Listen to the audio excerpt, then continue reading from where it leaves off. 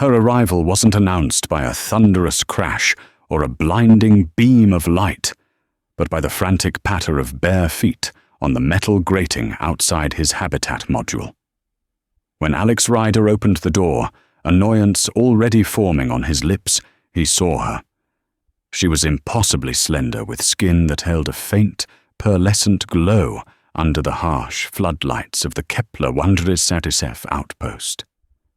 But it was her eyes, large, silver, and streaming with tears that shimmered like liquid starlight that froze him in place. She collapsed against his doorway, her small hands gripping his worn coveralls. Her voice, a chorus of soft chimes, was fractured with desperation. "Please," she sobbed, looking up at him, a lone human on a forgotten rock. "You'll have to come home with me. Please. Come home with me." Alex Ryder believed his capacity for surprise had atrophied. For 5 years he had been the sole sentient inhabitant of GeoNova Terraforming Outpost 7, a collection of interconnected domes clinging to the rust-colored plains of Kepler 186f. His world was one of routine, calibrating atmospheric processes, analyzing soil samples that stubbornly refused to support Terran life, and talking to the memory of his wife Amelia. He was a caretaker of a failed dream, a gardener on a planet that didn't want a garden. The universe, it seemed, had other plans. The girl, the woman who had crumpled at his feet, was unlike any species documented in the Alliance's extensive xenobiology database. Her silvery eyes, framed by delicate feather-like eyelashes, held an intelligence and a sorrow so profound it transcended language. Her simple woven tunic shifted in color from a pale blue to a deep violet as she wept a mood ring made of flesh and fabric. "Who? What are you?" Alex managed his voice, raspy from disuse. He instinctively reached out not to harm, but to steady her. Her skin was cool and smooth, like polished river stone. She looked up, her tears momentarily ceasing as she focused on his face. She spoke again, and this time the chimes resolved into something his universal translator, a small implant behind his ear, could process. The translation was imperfect, full of poetic artifacts and emotional undertones the device struggled to quantify. "The Gardener of Worlds," the translation whispered in his mind. "The one who nurtures life. Please. My home. It fades. The great bough withers. The song grows faint. You must come." Alex pulled her gently inside the outer door, hissing shut behind them, cutting off the thin whistling wind of the alien world. The outpost's sterile recycled air was a stark contrast to the scent of ozone and strange, sweet decay that clung to her. He guided her to a simple chair in his small common area, a space dominated by a large hydroponics bay, where he grew terrestrial vegetables, a futile but comforting link to Earth. "My name is Alex. I'm a xenobotanist. Is that what you mean by gardener?" he asked, keeping his voice calm. Panic wouldn't help. His mind was already racing, cataloging possibilities. Was she a survivor of a crash? A scout from a previously uncontacted civilization? A hallucination brought on by long-term isolation? She nodded, her gaze fixed on the vibrant green leaves of his tomato plants. A flicker of something akin to recognition, or perhaps reverence, crossed her features. "Lyra. My name is Lyra. My people. We are the Sylvans. We live in harmony with our home, the progenitor. But it is sick. The leaves yellow. The flow slows. The elders say it is the great sleep, but it feels like a forever sleep." Her translator struggled with the concepts, but Alex, a man who had dedicated his life to understanding plant life, felt a chill. He understood the language of decay, of blight, of systems failing. "You came here for a botanist?" he asked, incredulous. "Kepler 187 is a backwater. The Alliance has specialists' entire fleets of xenobiologists on core worlds like Xylos or New Geneva. Lyra shook her head, her silver eyes locking onto his. The star tides were wrong. Our vessel is small. We were thrown adrift. We searched for a sign, any sign of a gardener. We detected this place, the life signature, the green song. She gestured again to his hydroponics bay. It was the only song in this silent system. It called to us. It was insane. Her people had navigated the treacherous currents of interstellar space, their ship damaged, and honed in on his pathetic little vegetable garden as a beacon of hope. The absurdity was matched only by the raw sincerity in her eyes. "I can't just leave," Alex protested, the words tasting like ash. "I have protocols. This outpost is GeoNova property. I have to file a report, wait for contact." "There is no time for reports," Lyra insisted, standing up. She took his hand, her grip surprisingly strong. "The fading is fast now. Every cycle another branch darkens. Please, Alex, you mourn a lost garden. I am asking you to save a living world." The word struck him with the force of a physical blow. "You mourn a lost garden." How could she know he looked at the worn silver locket he always wore, the one containing a microphoto of Amelia standing proudly beside her award-winning orchids? She had been the true gardener, the one with the gift. He was just the scientist who understood the mechanics. After she died, taking a job on the farthest, loneliest rock in charted space had felt like a fitting penance. He had been tending a grave, not a garden. He looked from the locket to Lyra's desperate, tear-streaked face. He saw the same plea he'd seen in Amelia's eyes in her final days, a plea for more time, for a miracle, for someone to just fix it. He had failed then, powerless against the cellular blight that had consumed the love of his life. Maybe the universe was offering him a second chance, a chance to be the gardener Amelia always believed he was. "Okay," Alex heard himself say the decision, solidifying in his chest with a terrifying certainty. "Okay, Lyra, I'll come with you." He turned to his console, his fingers flying across the keypad as he initiated the contingency Omega protocol. He recorded a brief message, "Alex Ryder, GeoNova, Outpost 7. I am abandoning my post to render aid to a first contact species in distress under the Interstellar Good Samaritan mandate. The nature of the distress is biological, requiring my immediate expertise. All outpost systems are in automated hibernation." Ryder out? He knew it was a career-ending move, a flagrant breach of his contract that would see him blacklisted across the quadrant. He didn't care. For the first time in 5 years, the silence of his life had been broken by a call to action. He packed a field kit, gene sequencers, microbial scanners, nutrient synthesizers, everything a botanist might need to diagnose a dying world, and followed the alien girl out into the red dust toward a ship he couldn't see and a fate he couldn't possibly imagine. Lyra's ship was not so much a machine as it was a creature. Moored in a small shielded canyon a few kilometers from the outpost, it rested on the ground like a great smooth seed pod, its hull the color of mother of pearl. There were no visible seams, no harsh angles, no blinking lights. As they approached, a section of the hull seemed to iris open, revealing a warm, softly lit interior. "It's organic." Alex breathed, running a hand over the entryway. The material felt like hardened cartilage, warm and yielding to the touch. "She is a spore vessel," Lyra explained, her voice filled with affection. "A child of the progenitor. She sings the way home." The inside was a single, gracefully curved chamber. The command console was not a series of screens and buttons, but a smooth, raised section of the floor that rippled with light when Lyra placed her hands upon it. Alex strapped himself into a seat that moulded itself to his form, feeling less like a passenger and more like an organ being accepted into a larger body.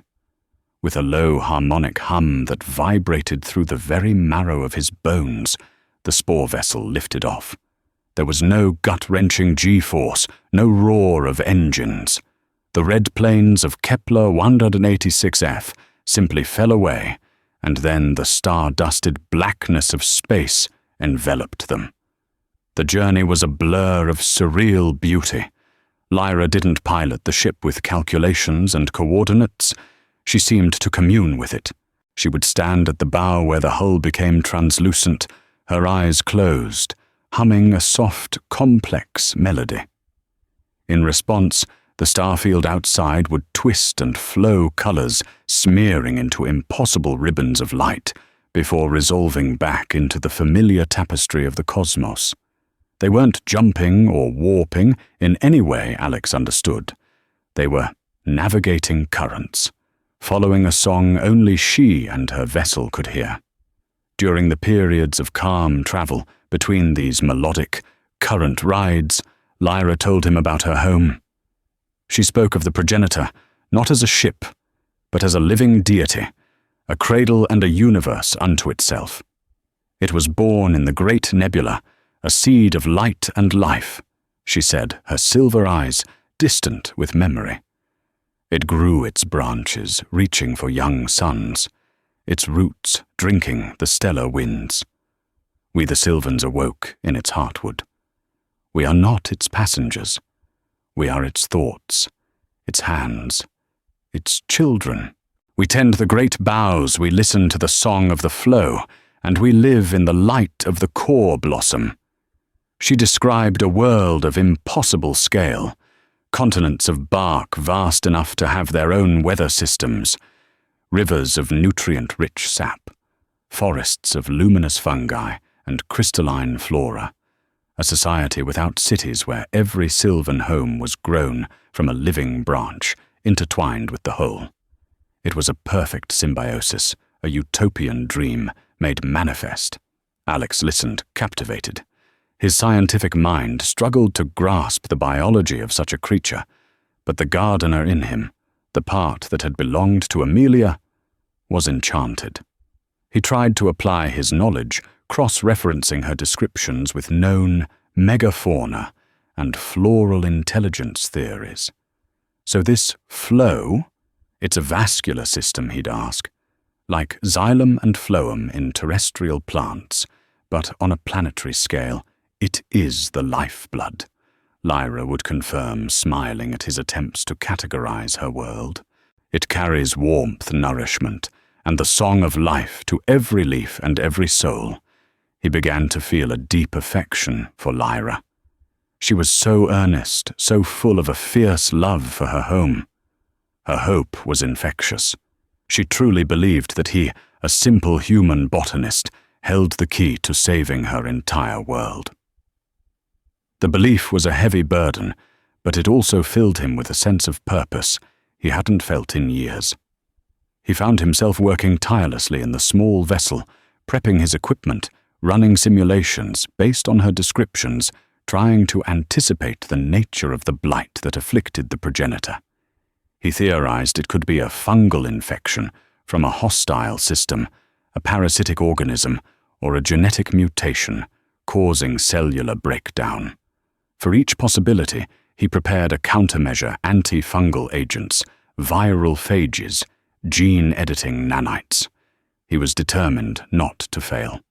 One cycle as they drifted in the silent dark between songs, Lyra noticed the locket around his neck. "You carry a memory," she observed softly. Alex opened it, showing her the tiny image of Amelia. "My wife.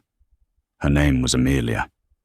She was a gardener, too, a much better one than me. She could make anything grow." Lyra traced the edge of the locket with a slender finger. "Her song is quiet now." "Yes," Alex said, his throat tight. "It's been quiet for a long time. We believe that when a song ends, It joins the great chorus of the cosmos. Lyra said, her voice a comforting balm. It is never truly lost. It just becomes part of a larger melody. Perhaps that is why I found you. Her song, silent to your ears, guided me across the stars to yours. The sentiment was so alien, so beautiful, it brought tears to his eyes. He found himself believing it. He held on to the locket, the cool metal, a familiar weight against his chest. He wasn't just doing this for Lyra and her people anymore. He was doing it for Amelia, to prove that the man she loved, the gardener she believed in, still existed. Finally, after a journey that felt both like an eternity and a single breathtaking moment, Lyra turned to him, her face pale, but her eyes shining with an intense light. "We are here," she whispered. "Listen. You can almost hear it." Alex strained his senses. He heard nothing but the low hum of the spore vessel, but as the ship's hull grew transparent, he saw it, and the sight stole the air from his lungs. It wasn't a ship, it wasn't a planet, it was both and so much more. It was a cathedral of life, adrift in the eternal night, and it was the most magnificent, terrifying thing he had ever seen. Before him hung a spectacle that shattered every known law of astrophysics and biology. The progenitor was a tree, a colossal, continent-sized tree floating in the vacuum of space. Its gnarled roots, miles long, crackled with faint blue stellar energy, drawing sustenance from the very fabric of the void. Its trunk was a massive weathered column of what looked like wood and rock fused together, scarred with ancient impact craters. And its branches, they fanned out for hundreds of miles, each one a thriving ecosystem, draped in vast leaf-like structures that shimmered with captured starlight, creating a self-contained biosphere of breathtaking scale.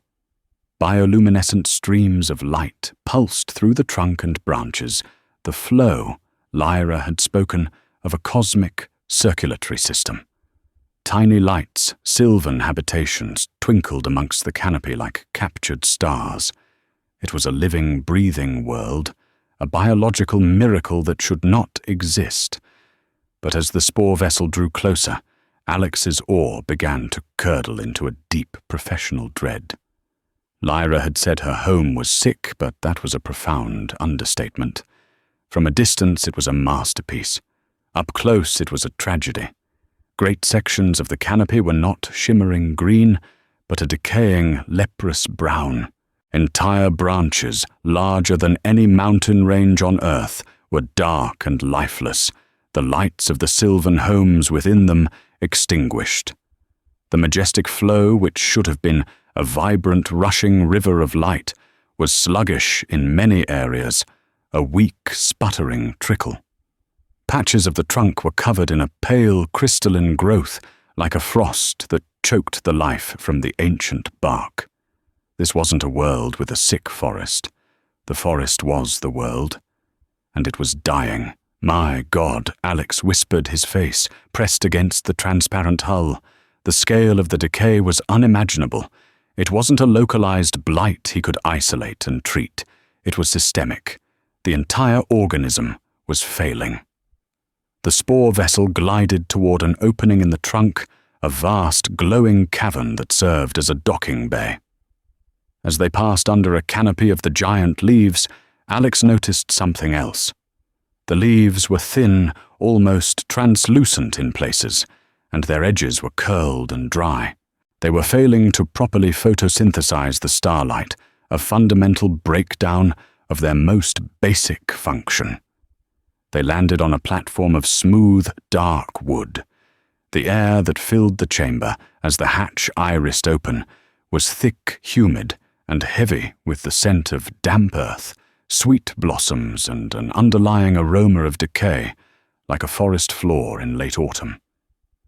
A delegation of Sylvans was waiting for them.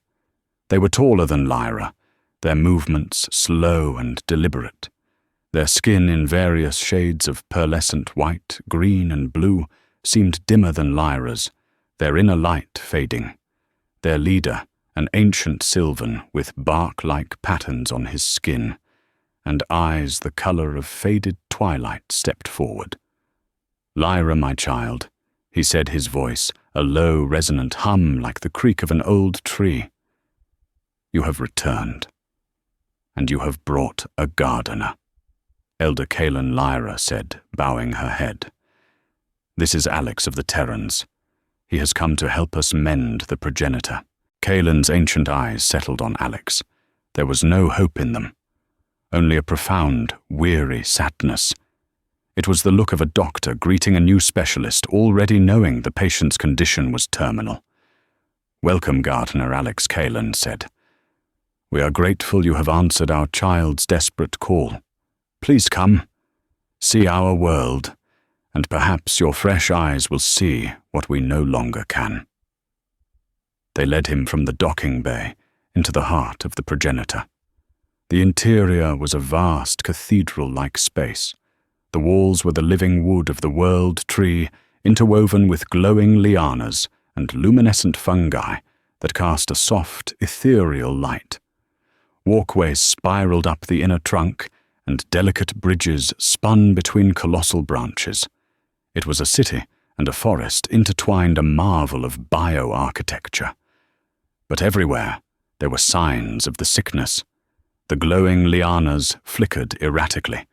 The fungi were dim and patchy. The air, for all its sweetness, carried a faint, sour tang of rot. He saw Sylvans tending to the plants, their movements listless, their faces etched with worry. He saw children playing, yet their laughter seemed muted, absorbed by the oppressive sorrow that hung in the air. Kaelin led him to a vantage point overlooking one of the main transport hubs, a massive chamber where streams of the glowing flow converged. "This is the vein heart," Kaelin explained. "From here, the lifeblood of the progenitor is distributed to all the boughs." Alex knelt, pulling a micro-scanner from his kit. He focused it on the sluggish, pulsing stream of light. The scanner whirred its screen, displaying a stream of complex data. Alex's brow furrowed. "The fluid composition is off," he murmured, more to himself than to the others. "Micronutrient levels are critically low. There are protein misfolds, and the energy signature is unstable.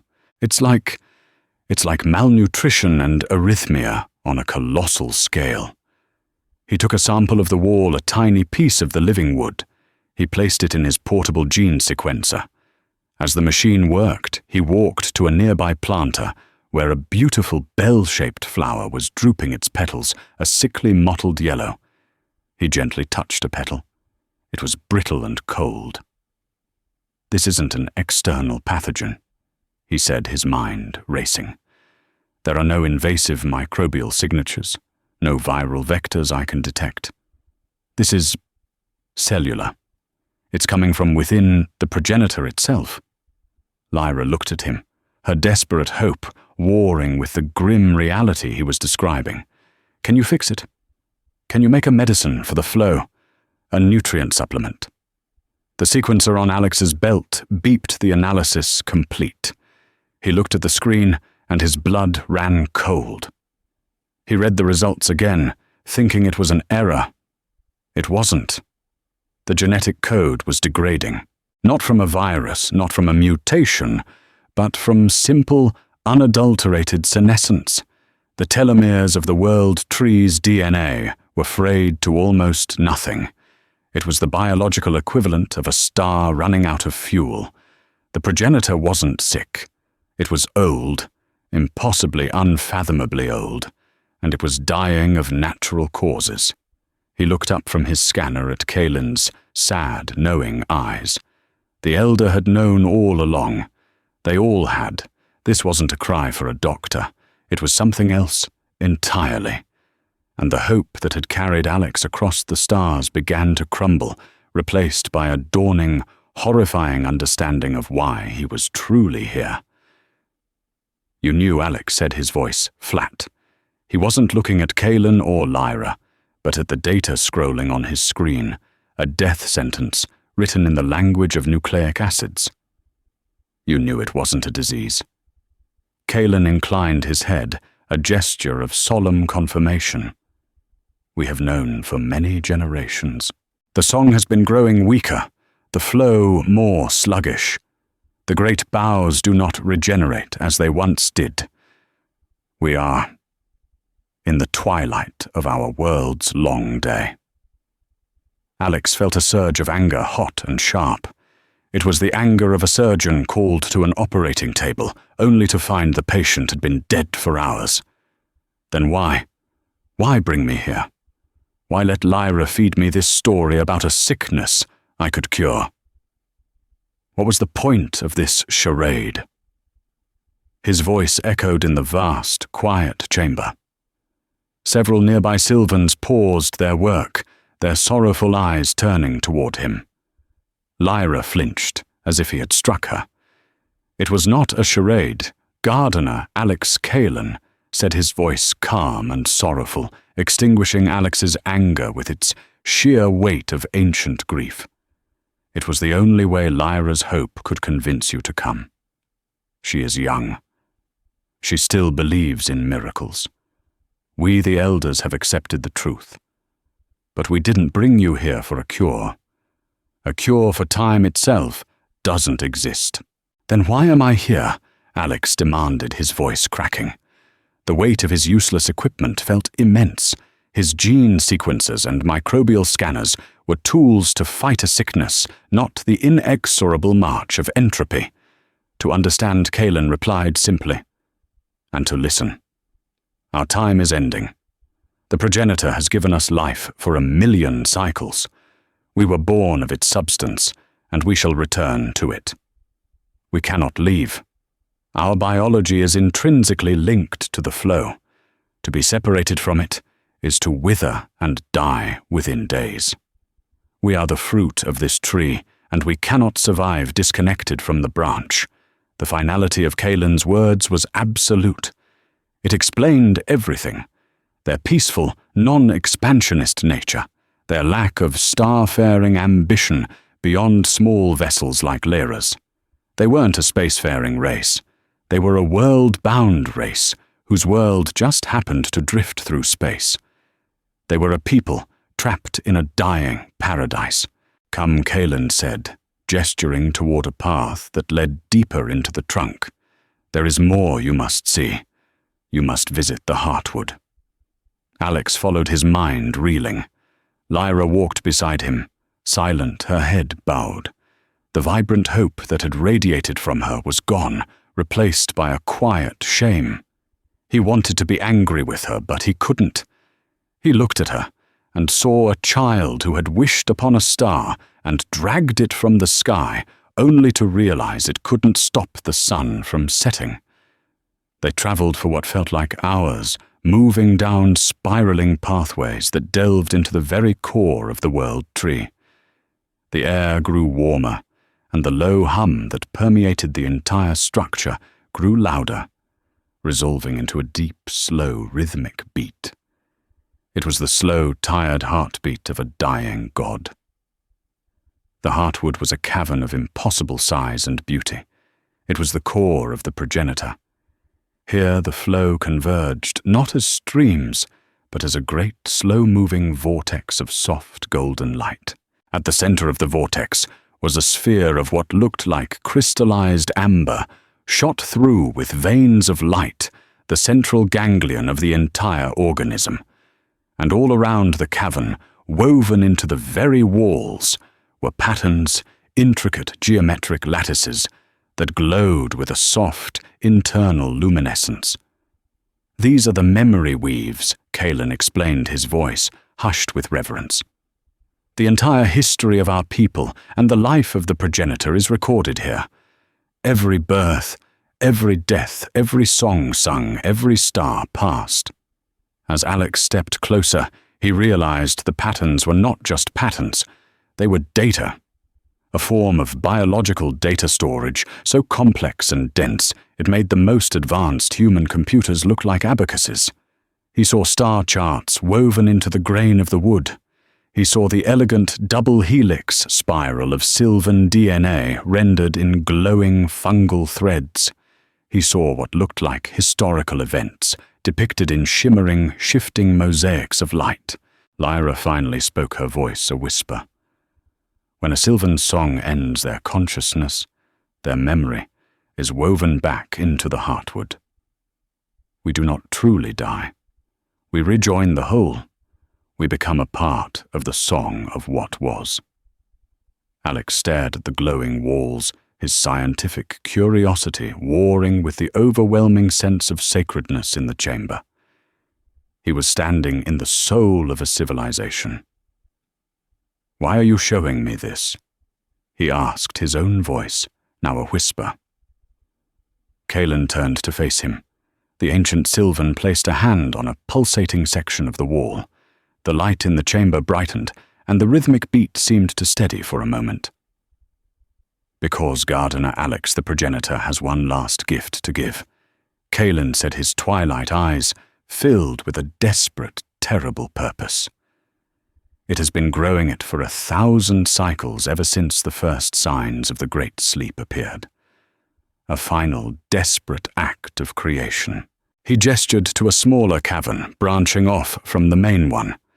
It was sealed by a thick, translucent membrane through which a soft green light pulsed.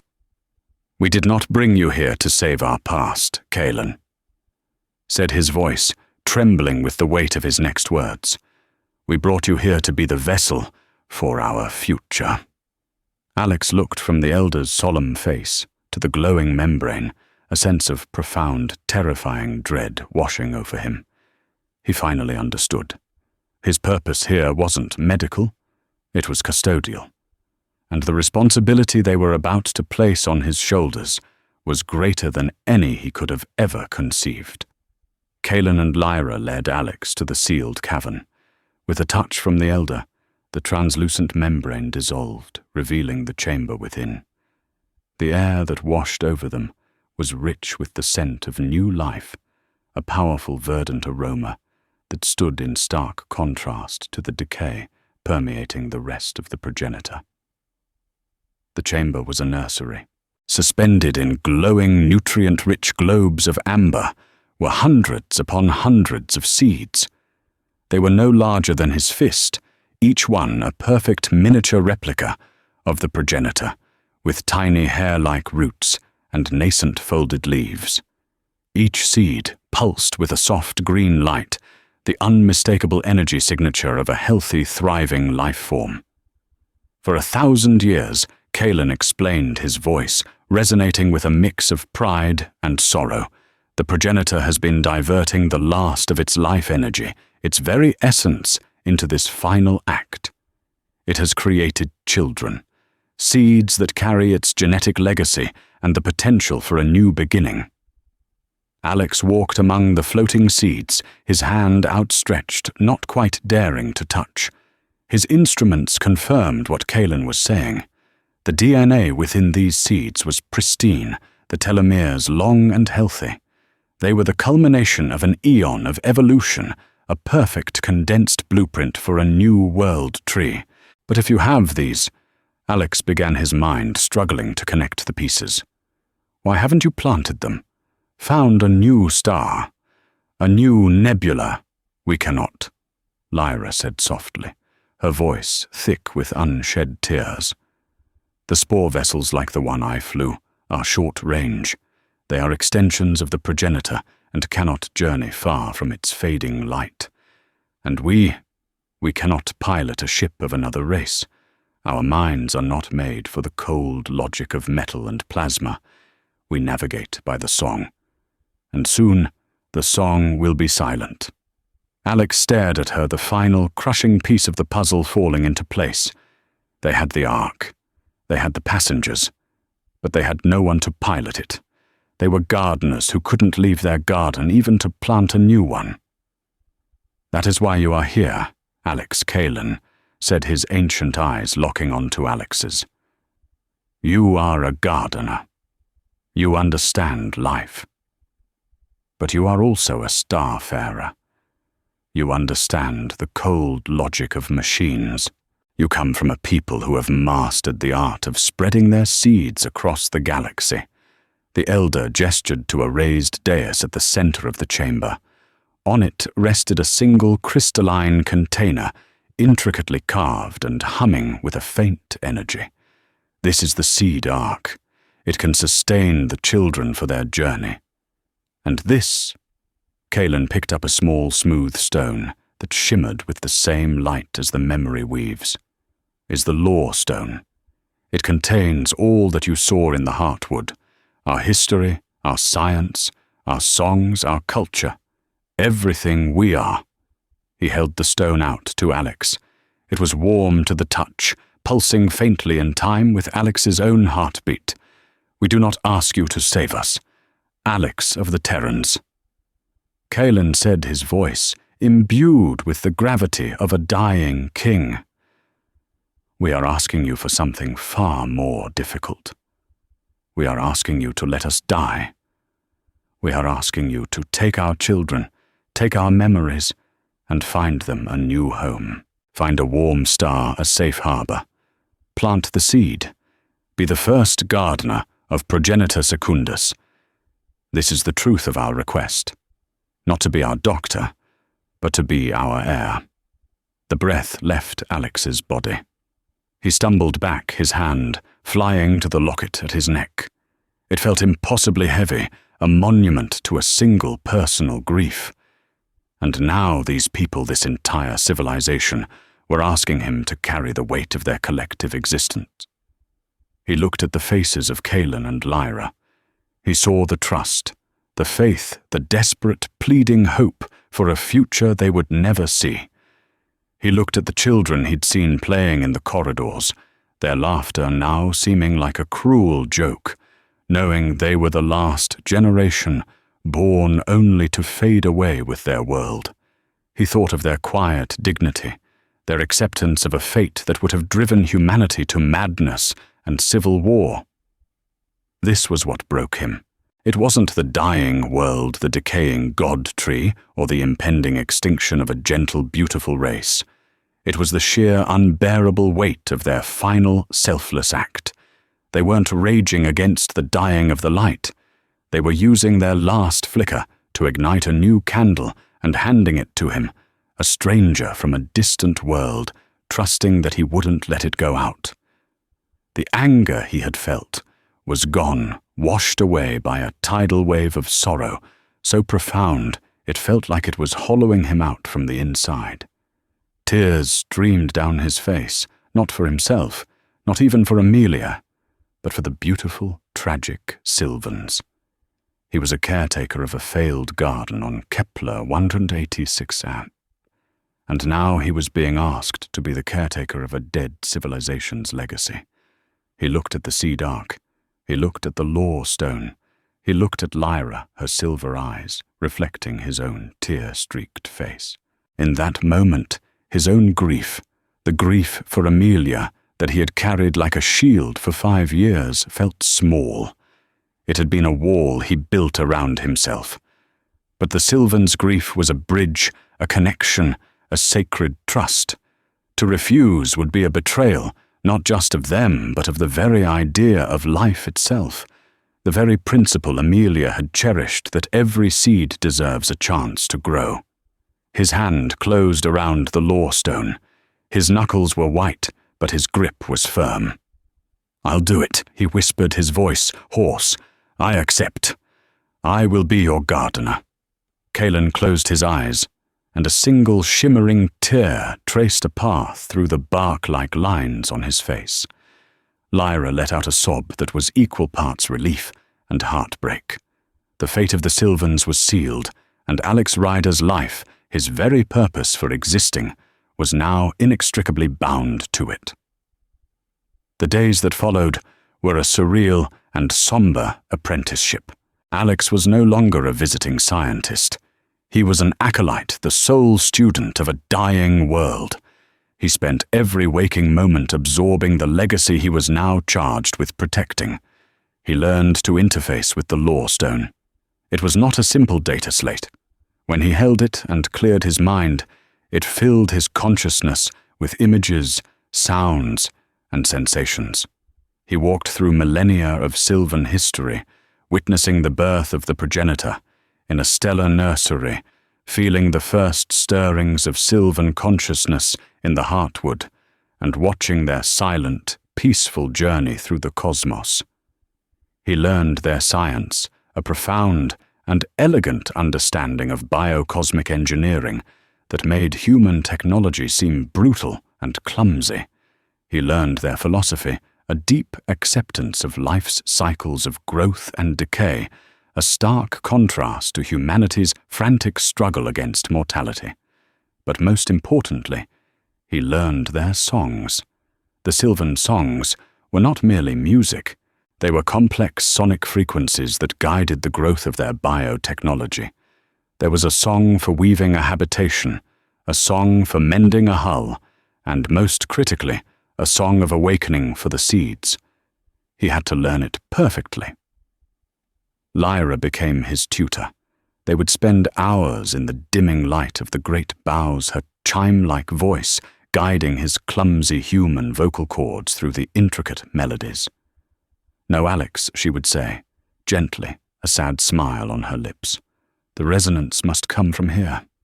She would place his hand on her chest, letting him feel the vibration as she sang a perfect crystalline note. It is not just a sound. It is an intention. You must will the life to awaken. During these lessons, a deep, unspoken bond formed between them. It was not romantic. It was something far more profound.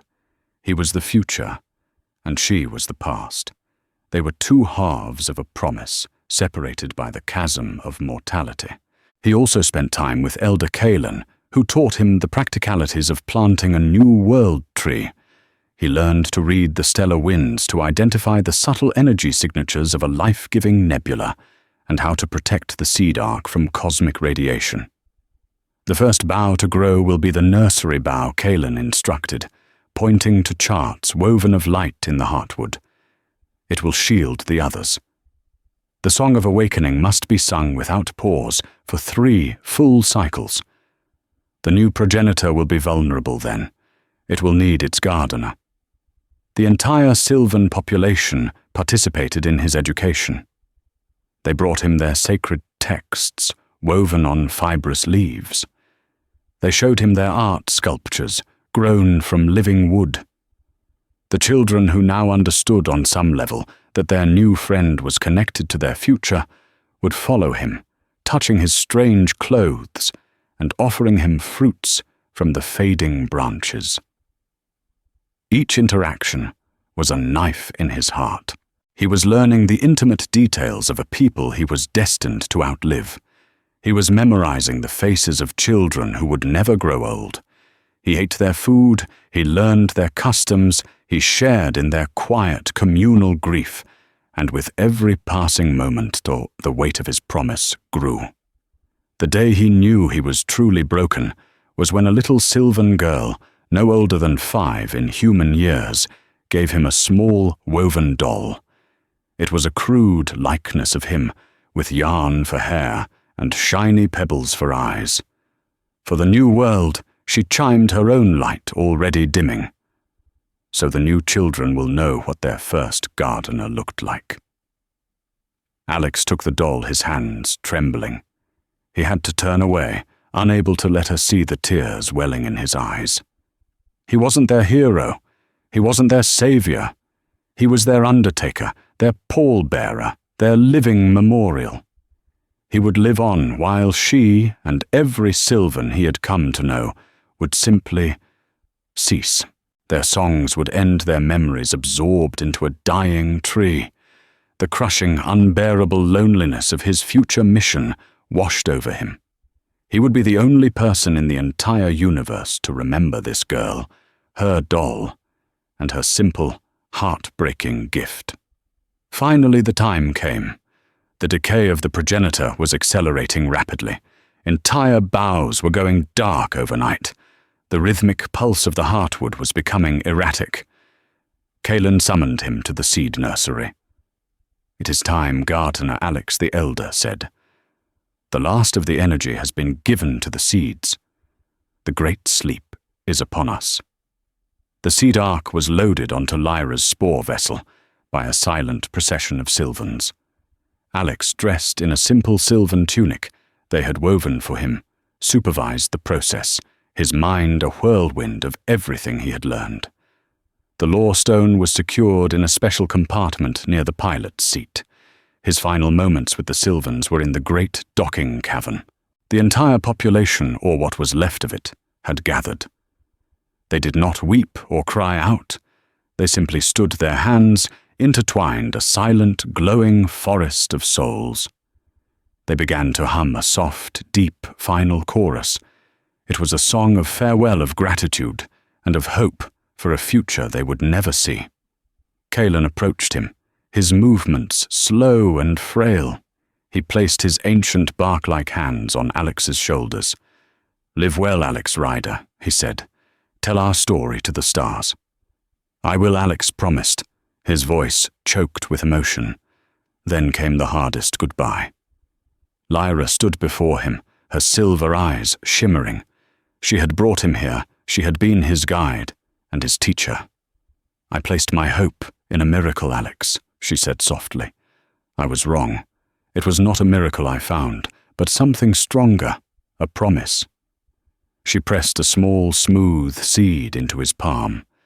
It was not one of the seeds from the ark. It was dark and inert.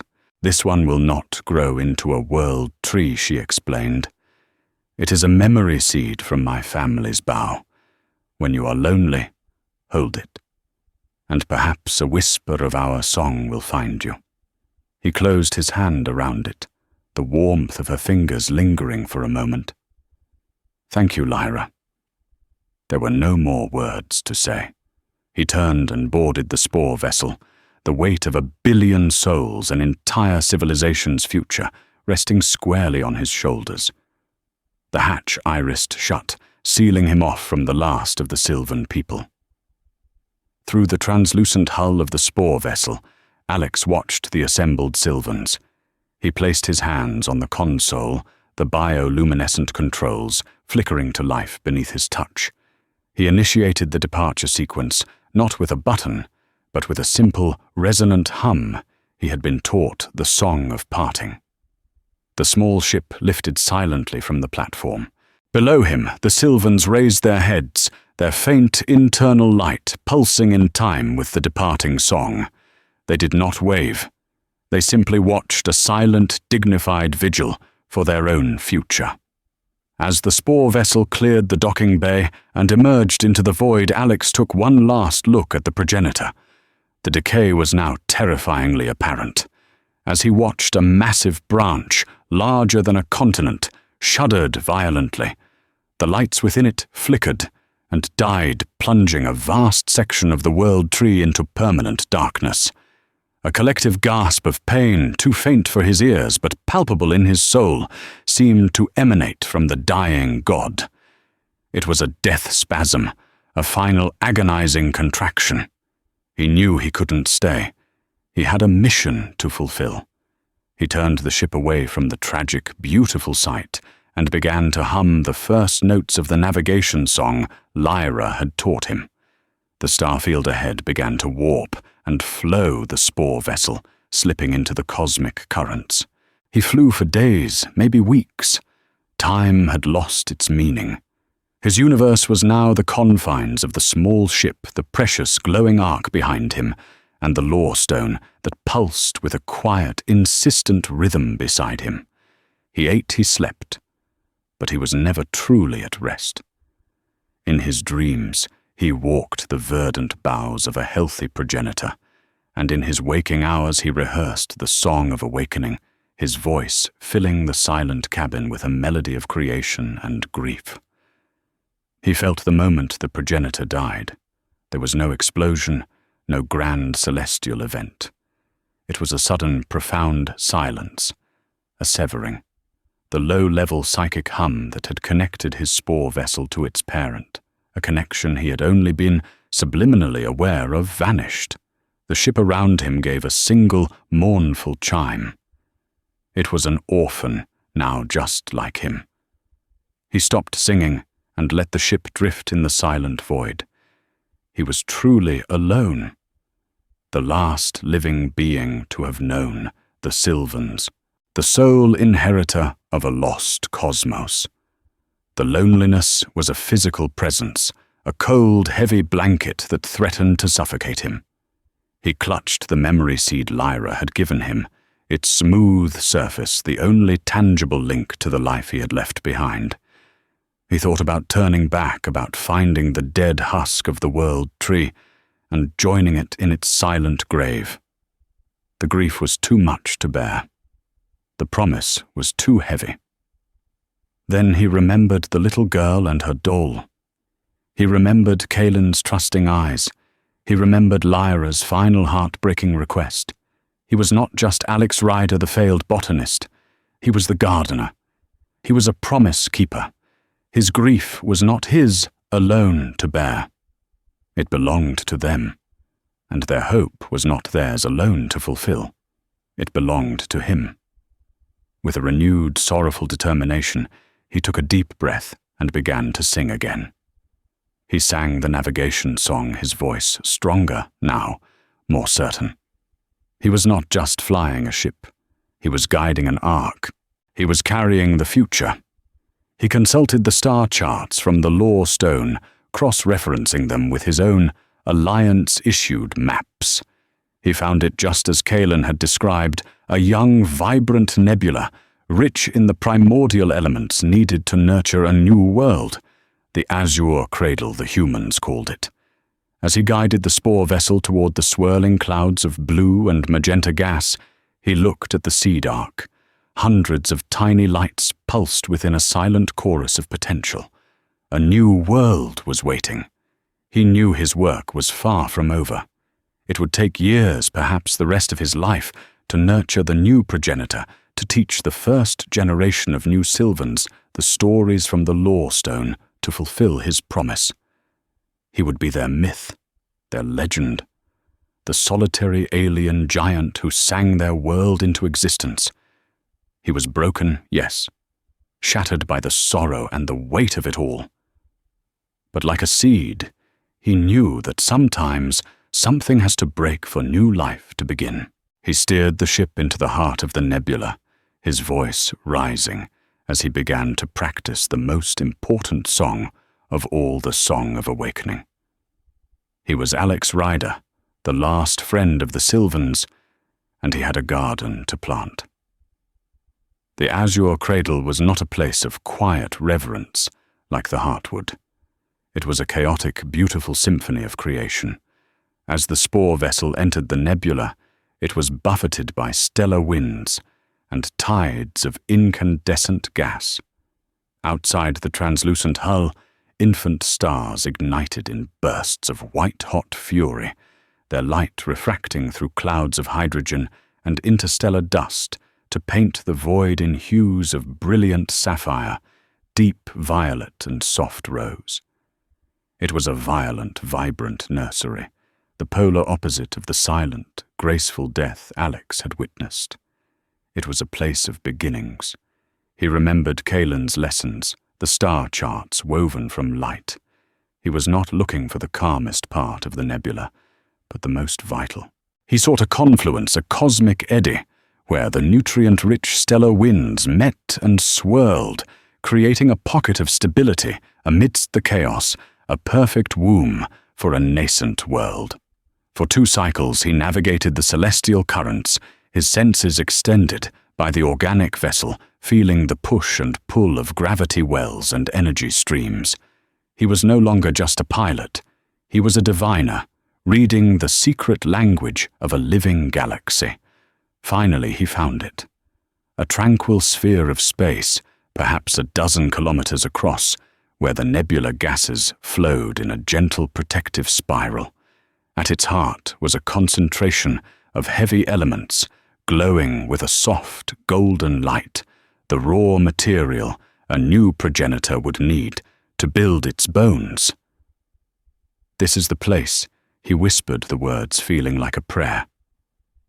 Amelia, you would have loved this. The time for waiting was over. Following the instructions etched into his memory, Alex brought the spore vessel to a gentle stop at the center of the eddy. He moved to the cargo bay, where the Sea Dark rested its internal light a steady, reassuring pulse. With a series of carefully modulated hums, he unsealed the crystalline container. The primary seed, the one destined to become the new world tree, drifted out from its protective amber. It was the size of his torso, its surface a complex latticework of potential, its tiny dormant roots coiled tight like a sleeping infant's fists. He guided it to the very center of the ship, opened the ventral hatch to the void, and with a final gentle push released it into the nebula. It floated before the ship, a single perfect point of life in an ocean of creative energy. For a moment, Alex was paralyzed by the enormity of the act. Everything, a million years of history, a billion Sylvan lives his promise to Lyra, the weight of his own broken heart, it all came down to this. To him. To a song. He took the small dark memory seed Lyra had given him from his pocket and placed it on the console before him. He closed his eyes, took a breath that seemed to draw in the light of the nebula itself, and began to sing. The first note of the Song of Awakening was not loud. It was a low, resonant hum that vibrated through the spore vessel and out into the void. It was the note of intention, of memory. He poured into it his grief for the Sylvans, his image of Kaelin's kind, sad eyes, his memory of the little girl with the doll. He sang of the beauty of the dying progenitor, its cathedral-like chambers, and its sluggish golden flow. Then he shifted the melody. The notes began to climb, weaving a complex harmony. This was the song of life, of structure. He sang of DNA, of cellular division, of the elegant science he had learned from the Law Stone. He sang the instructions for the first root to seek nourishment from the stellar dust, for the first leaf to unfurl and drink the light of the infant stars. His voice, raw and untrained, was far from the perfect chime of a Sylvan's. But it was filled with something they could never have given the song, the fierce, desperate and enduring hope of a human who had lost everything and was determined to build something new from the ashes. For an hour he sang to the silent seed. Doubt began to creep in. Had he failed? Was his voice too crude? His memory of the melody flawed? And then it happened. A soft pulse of green light emanated from the seed, so faint he almost missed it. It answered his song. He pushed on his voice, growing stronger, more confident. Another pulse, brighter this time. He watched, breathless, as a single, hair-thin root, glowing with a soft internal light, slowly uncoiled from the seed. It reached out tentatively into the golden haze of the nebula's core. It touched a stream of interstellar dust, and like a lightning strike in slow motion, it drank. The effect was instantaneous. A wave of vibrant green energy washed over the seed, and the single root began to branch, forming a delicate, glowing network. The song was working. Life was taking hold. Tears streamed down Alex's face, but he did not stop singing. They were not tears of sorrow anymore, but of a joy so fierce and profound it was painful. He was alone, broken, and impossibly far from home. But in the heart of the azure cradle, a world was being born from his promise, and he, Alex Rider, was its first and only witness. His life's work had just begun. Alex Rider's story didn't end with a triumphant return to humanity. It ended in the quiet, stellar nursery of the azure cradle, where he became the solitary guardian of a reborn civilization. What he found among the stars broke him, shattering the lonely man he was, and reforging him into a figure of legend for a people not his own. His journey is a testament to the fact that sometimes the greatest act of humanity isn't to conquer or to save, but to remember. To carry the story of another, to plant a seed of hope in the darkness, and to dedicate a life to tending it. The universe is vast and often silent, but a single promise, a single song can echo through eternity. What did you think of Alex's impossible choice? The weight of his promise is something few could bear. If this story of sacrifice and legacy moved you, please consider hitting that like button. Sharing it with someone who appreciates a story that goes beyond simple space battles, and subscribing for more tales that explore the depths of the human heart and the far reaches of the imagination. Your support helps us continue to bring these worlds to life. Thank you for listening.